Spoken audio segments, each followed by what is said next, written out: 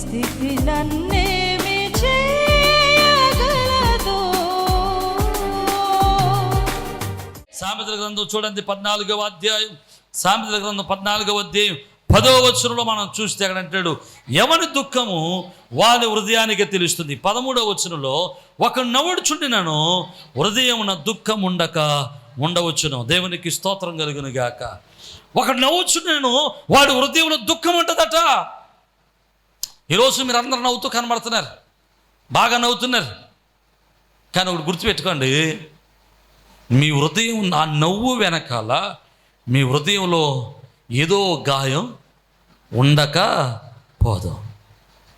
అసలు హృదయంలో ఏ గాయం లేదన్న వాళ్ళు ఎవరు ఉన్నారంటే ఇది లేరు. నాతో శుద్ధ ఎవరు లేరు. నా హృదయం కూడా గాయాలతోనే ఉంది. అందరి హృదయం నిండా గాయాలే ఉంటాయి. అందరి హృదయాలు బాధలతోనే ఉంటాయి.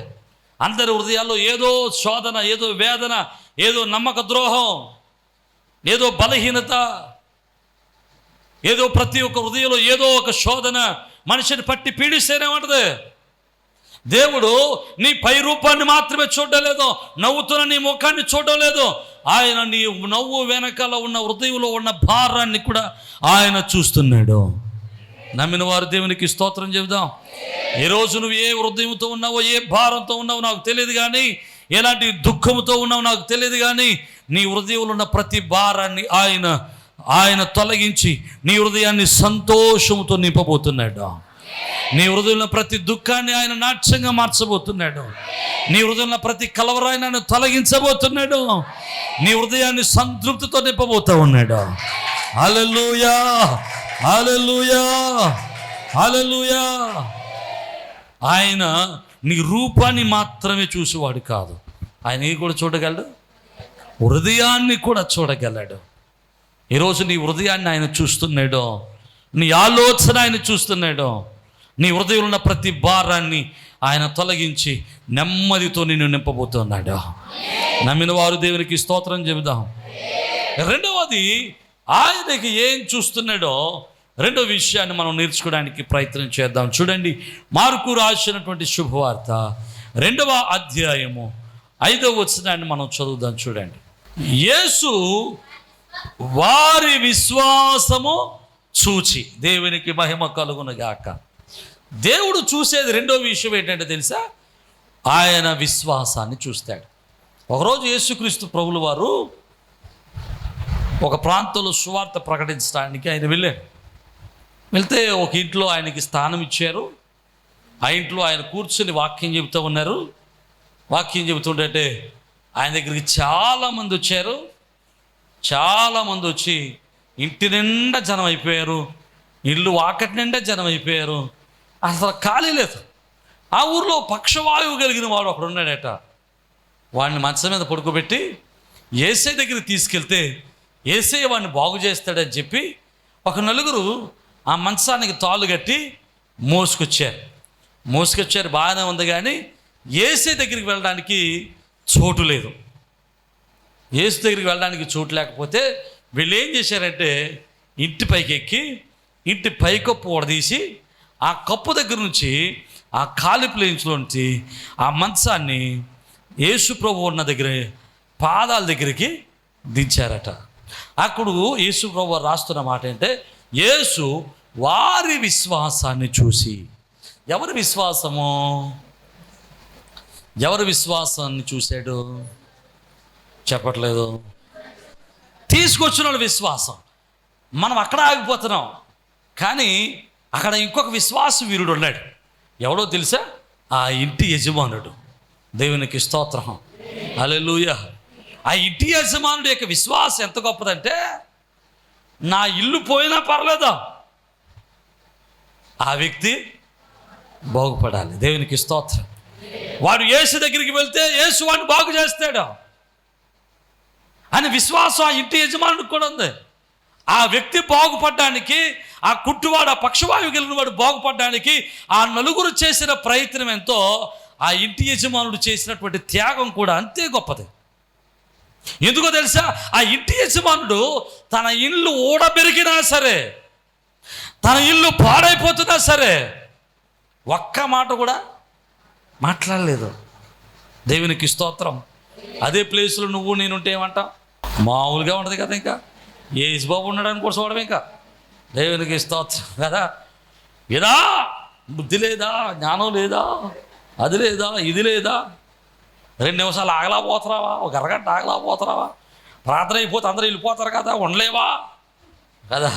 కానీ ఆ యజమానుడు తన ఇల్లు ఓడబెరికినా కానీ విశ్వాసముతో దేవుని పని చేయాలని, ఒక వ్యక్తి రక్షింపబడాలని తన ఇంటి ఓడబెరికిన సహనముతో ఎదురు చూడగలిగాడు. దేవునికి స్తోత్రం. ఈరోజు నేను ఈ మాట చెప్పరామండి, అనేక మంది సువార్త పరిచర్యకు వేలాది రూపాయలు కానుకలు ఇస్తారు, వేలాది రూపాయలు సహకరిస్తారు. కారణం ఏంటో తెలుసా? వాళ్ళ ఉద్దేశం ఏంటో తెలుసా? వారి కష్టార్జితాన్ని ఇవ్వడానికి గల ప్రధానమైన కారణం ఏంటో తెలుసా? వాళ్ళకి డబ్బులు ఎక్కువైపోయాయి కాదు, మా కష్టార్జితం ద్వారా సేవకుడు పని చేస్తే ఒక వ్యక్తి అయినా మారు మనసు పొందుతాడేమో, ఒక వ్యక్తి అయినా రక్షింపబడతాడేమో, ఒక వ్యక్తి అయినా దేవుళ్ళలోకి వస్తాడేమో, ఒక వ్యక్తి అయినా నరకంలో నుంచి తప్పింపబడతాడేమో. నేను ఇచ్చిన కానుకను బట్టి, నేను చేసిన పరిచర్యను బట్టి, నేను చేసిన సహాయాన్ని బట్టి సువార్త పరిచర్య సాగితే ఒక వ్యక్తి రక్షింపబడిన చాలు, నాకు అది నా జీవితానికి అది చాలు అనుకుని సహాయం చేసేవారు చాలామంది ఉన్నారు. శుక్రవారం చెప్పాను, మాట చెప్తాను, సందర్భం వచ్చింది, ఒక మాట జ్ఞాపకం చేస్తాను. నేను టీవీ పరిచర్య కొనసాగిస్తూ ఉన్నాం, మనం టీవీ పరిచర్య చేస్తున్నాం. ఈ టీవీ పరిచర్యలో చాలా ఆటంకాలు వస్తున్నాయి. ఆటంకాలు అంటే ధనం లేక చాలా ఇబ్బంది పడుతున్నాం. ప్రతి నెల వేలాది రూపాయలు కట్టాల్సి వస్తుంది, డబ్బులు లేక చాలా ఇబ్బంది పడుతున్నాం. చాలా పర్యాయాలు నేను అనుకుంటాను, ఈ టీవీ పరిచర్య ఆపేద్దాం, ఈ టీవీ పరిచర్య ఆపేస్తే ఈ డబ్బులు వేరే పరిచర్యకు ఉపయోగించడానికి అవకాశం ఉంటుంది, ఈ డబ్బులు ఖర్చు పెట్టలేకపోతున్నాం అనుకుంటూ ఉంటారు. మీకు విషయం తెలుసా? నేను ఎప్పుడు టీవీ పరిచర్య ఆపేద్దాం అనుకుంటాను, ఆ మర్నాడు కానీ ఆ సాయంత్రం కానీ ఎవరో ఒకరు ఫోన్ చేస్తారు. ఫోన్ చేసి, అయ్యగారు మీ వర్తమానాలు వింటున్నాం, మమ్మల్ని చాలా బలపరుస్తున్నారు, మాకు చాలా ధైర్యాన్ని ఇస్తున్నాయి, విశ్వాసులు బలపడుతున్నాం, చాలా వందనాలు అయ్యగారు, ఎప్పటి నుంచో ఫోన్ చేద్దాం అనుకుంటున్నారండి, ఇప్పుడు కుదిరిందండి అని అంటారు. దేవునికి స్తోత్రం. అప్పుడు నాకేమనిపిస్తుందో తెలుసా? ఫోన్లో అప్పులు పోలైనా పర్లేదు, కష్టాలు పోలైనా పర్లేదు, ఒకడికైనా పరిచర్య ఉపయోగపడుతుంది. కొన్ని ఆత్మలైనా బలపరచబడుతున్నారు, కొన్ని ఆత్మలైనా స్థిరపరచబడుతున్నారు, కొన్ని ఆత్మలైనా దేవుళ్ళలో భద్రపరచబడుతున్నారని ధైర్యంగా పరిచర్యం చేస్తాం. మొన్న ఒకసారి నేను అనుకున్నాను, ఇక గట్టి డెసిషన్ తీసుకున్నాను, నేను ఇంక ఎలాగైనా సరే ఇంక మళ్ళీ నెల నుంచి టీవీ పరిచర్య ఆపేయాలనుకున్నాను. ఆ రాత్రి అనుకున్నాను, ఆ రాత్రి గట్టి డిసైన్ తీసేసుకున్నాను. ఇంకా పొద్దున్న లేచి ఫోన్ చేసి ఇంకా నేను మళ్ళీ నెల నుంచి పరిచర్య చేయనండి, ఆపేద్దాం అని చెప్దాం అనుకున్నాను. తెల్లవారకుండా ఒక ఆయన చేసేసాడండి ఫోన్, తెల్లారకుండా 7 గంటలకు చేసేసాడు. అంటే దేవుడు ఆయనకి అలా అనిపించినట్టున్నాడు మొత్తం మీద. మళ్ళీ 8 అయితే వీడు ఫోన్ చేస్తాను అనుకున్నాడు ఏంటో, 7 గంటలకే ఫోన్ చేశాడు ఆయన. అయ్యగారు నేనండి భీమవరం నుంచి మాట్లాడుతున్నాను అయ్యగారు అన్నాడు. చెప్పండి బాబు అని. అయ్యగారు మీ వర్తమానం వింటున్నాం అన్నాను.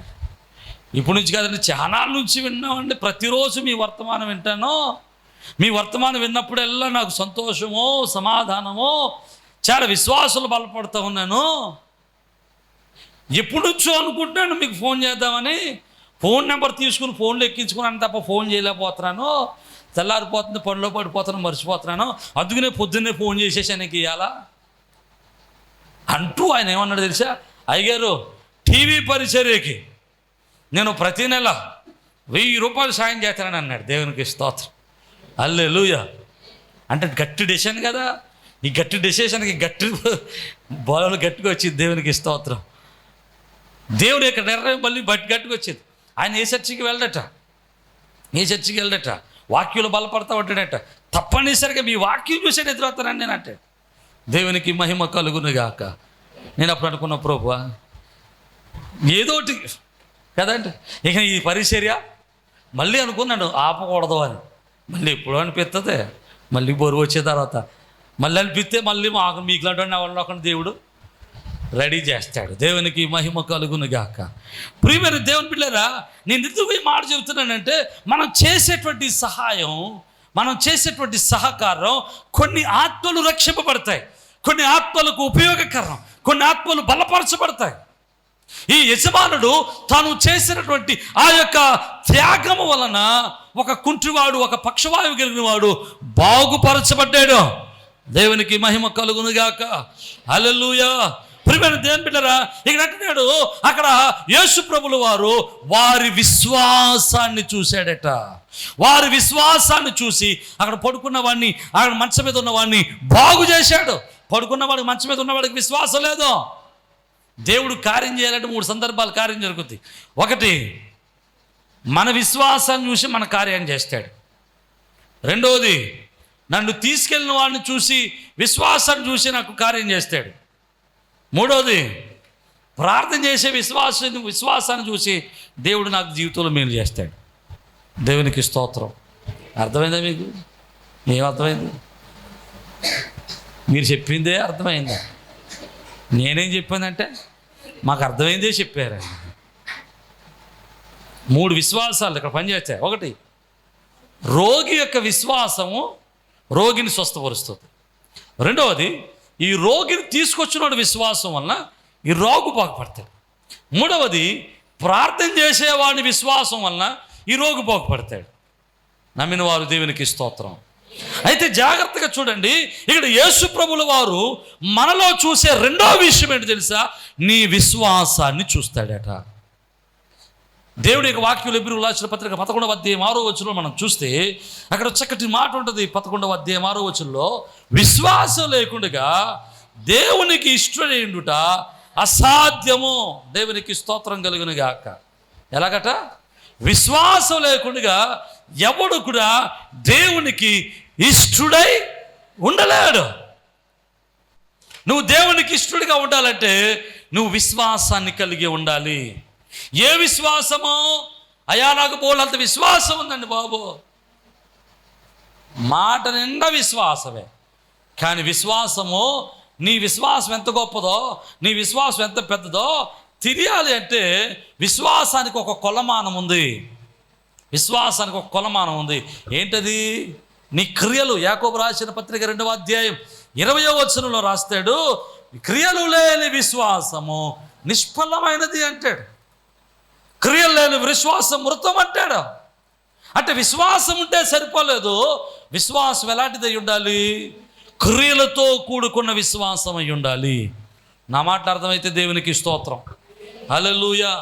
క్రియలతో కూడుకున్న విశ్వాసం అయి ఉండాలి. అంటే విశ్వాసం ఉంటే సరిపోలేదు. నాకు దేవుడు అంటే చాలా నమ్మకం అండి, దేవుడు అంటే చాలా ఇష్టం అండి, దేవుడు అంటే చాలా నమ్మకం అండి నాకు. కానీ దేవుడు దేవుడేనండి, ముహూర్తానికి రాడెట్టండి కాదండి. దేవుడు అంటే నాకు చాలా ఇష్టం అండి, దేవుడు అంటే నాకు చాలా విశ్వాసం అండి, దేవుడు అంటే చాలా నమ్మకం అండి. కానీ ఏ సాన్యంలో బోరు పెట్టకండి కాదండి. దేవునికి స్తోత్రం. రైట్? అనేవాళ్ళు లేరంటారా? మీకు విషయం చెప్పనా? ప్రపంచంలో ఎవరికి లేని పేరు దేవుడు నీకు ఇచ్చాడు. ఏంటది?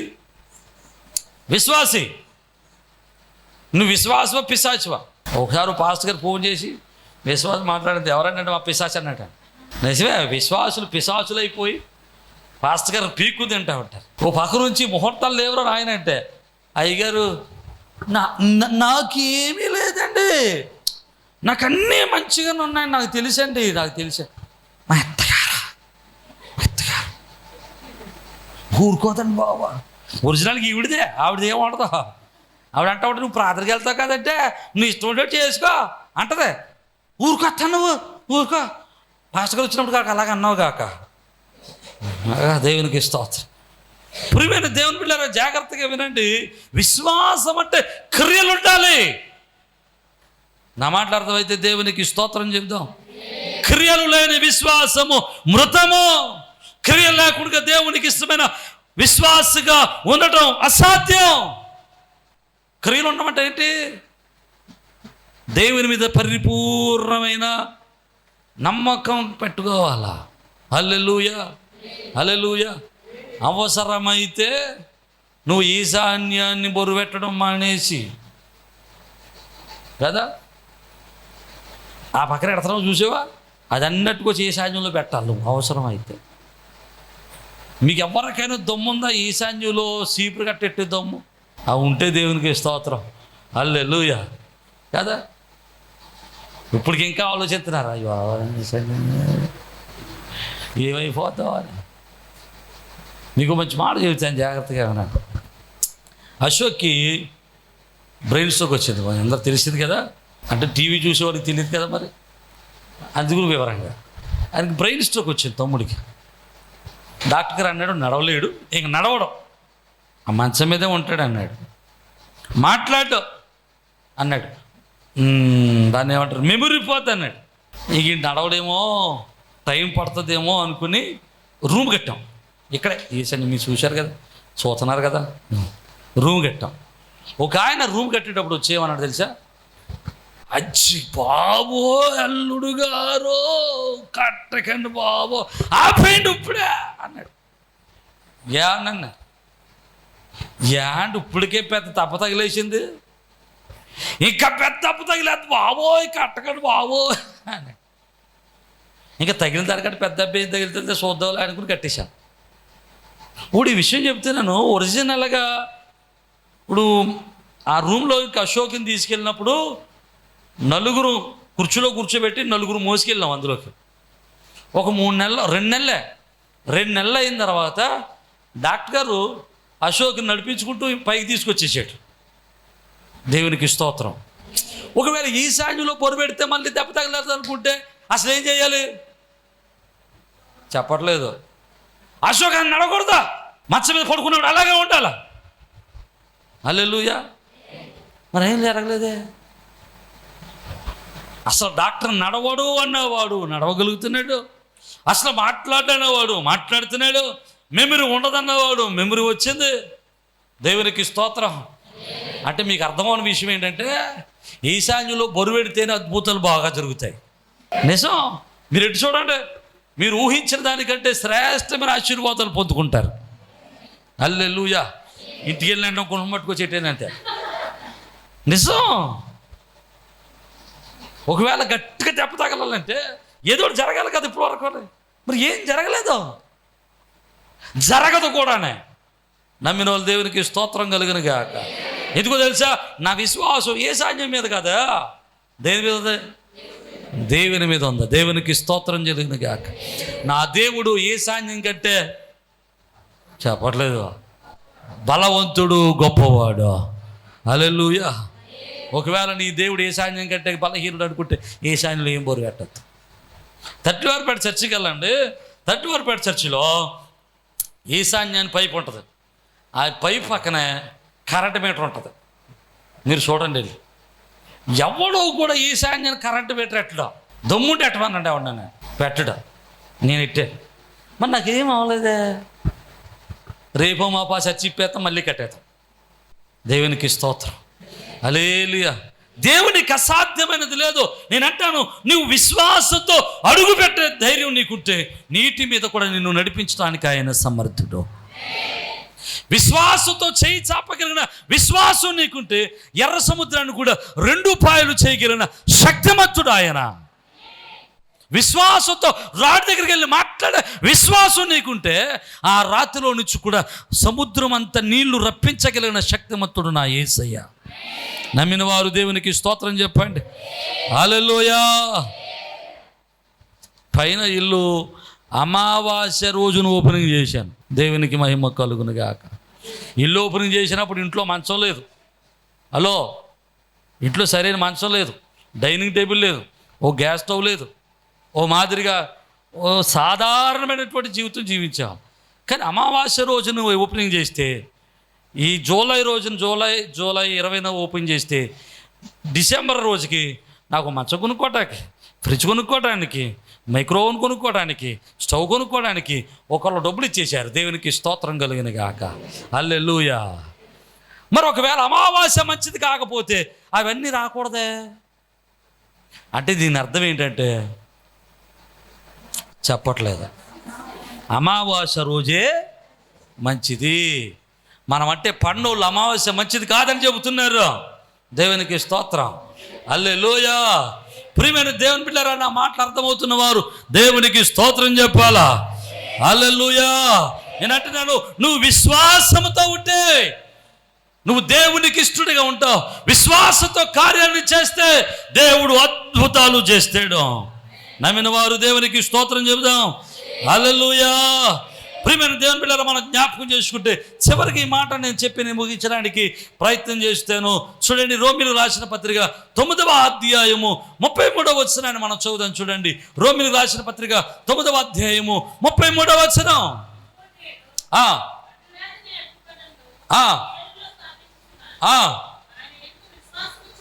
ఆయన యందు విశ్వాసముంచువారు సిగ్గుపరచబడడు. దేవునికి మహిమ కలుగునుగాక.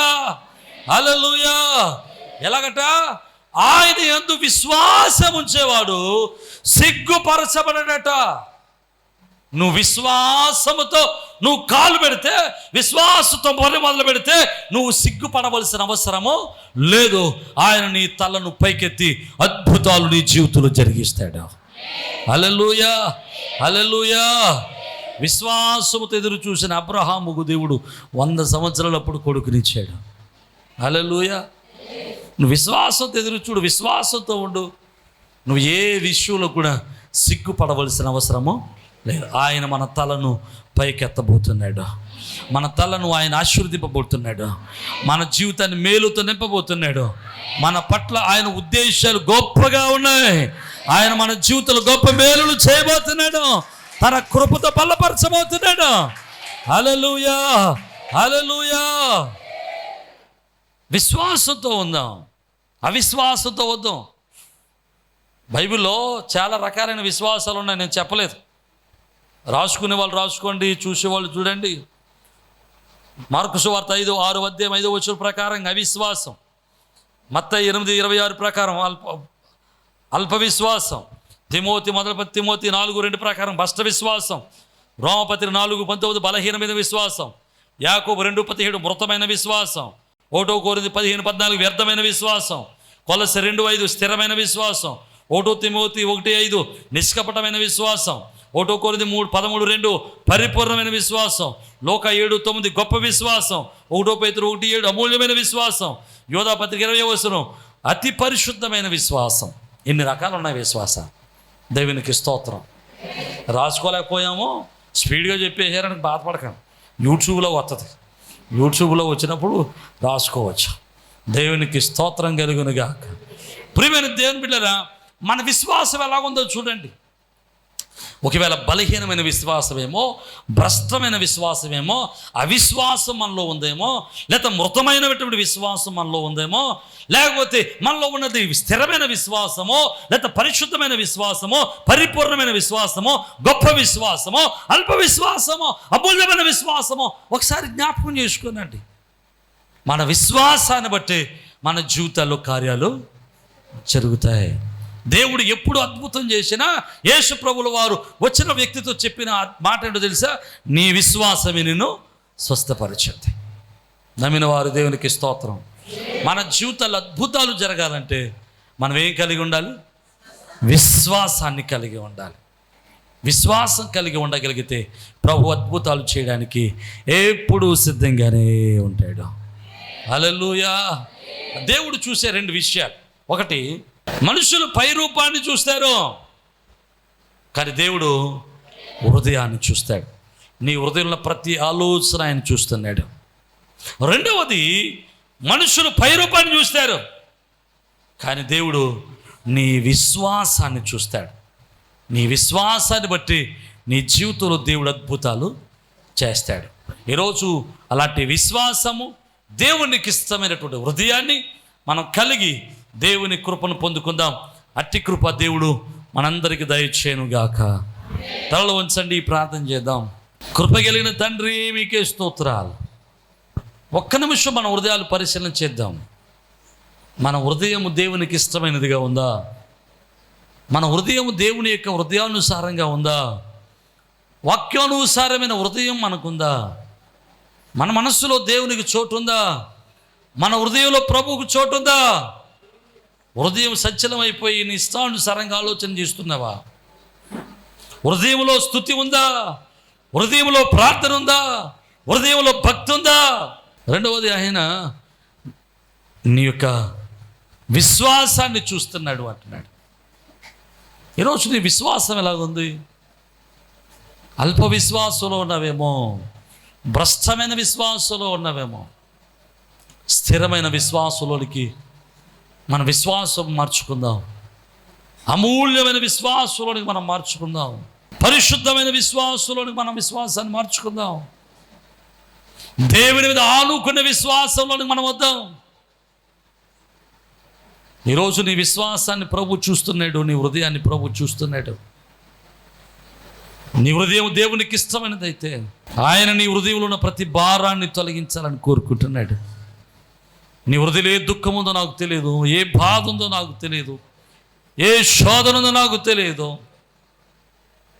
ఈరోజు నీ హృదయంలో ఉన్న ప్రతి భారాన్ని తొలగించి తన కృపతో నింపాలని ఆశపడుతున్నాడు. ఈరోజు నీ విశ్వాసాన్ని ఆయన చూస్తున్నాడు. నువ్వు కలిగి ఉన్న విశ్వాసాన్ని బట్టి నీ జీవితంలో మేలు జరగబోతుంది. నీ విశ్వాసాన్ని బట్టి నీ కుటుంబంలో అద్భుతాలు జరగబోతున్నాయి. ప్రార్థన చేద్దాం. పరిశుద్ధుడు, కృప కలిగిన ప్రభువా, నీకు వందనాలు. నీ కృపలో మమ్మల్ని బలపరచని, నీ ఆత్మతో సంధించండి, నీ ఆత్మకార్యాలు జరిగించండి. ఇప్పుడు వచ్చిన బిడ్డలను మీరు దీవించండి, నీ కృపాక్షములను అనుగ్రహించండి. వాక్యం వింటున్న ప్రతి కుటుంబంలో నీ సమాధానం, నీ ఆరోగ్యం, నీ నెమ్మది మీరు దయచేయండి. వారి హృదయాలలో నీకు చోటిచ్చి నీ కృపను పొందుకోవడానికి సహాయం చేయండి. వారు బలహీనమైన విశ్వాసులుగా ఉన్నారేమో, బలమైన విశ్వాసాన్ని కలిగి నీ కృప చేత నడిపించబడడానికి సహాయం చేయండి. నీ కృపలో భద్రపరిచి ఆదరించమని ఘనత, మహిమ, ప్రభావాలు మీకు ఆరోపిస్తూ యేసు పరిశుద్ధ నామమును బట్టి స్తుతించి వేడుకొనుచున్నాము మా పరమ తండ్రి. ఆమేన్.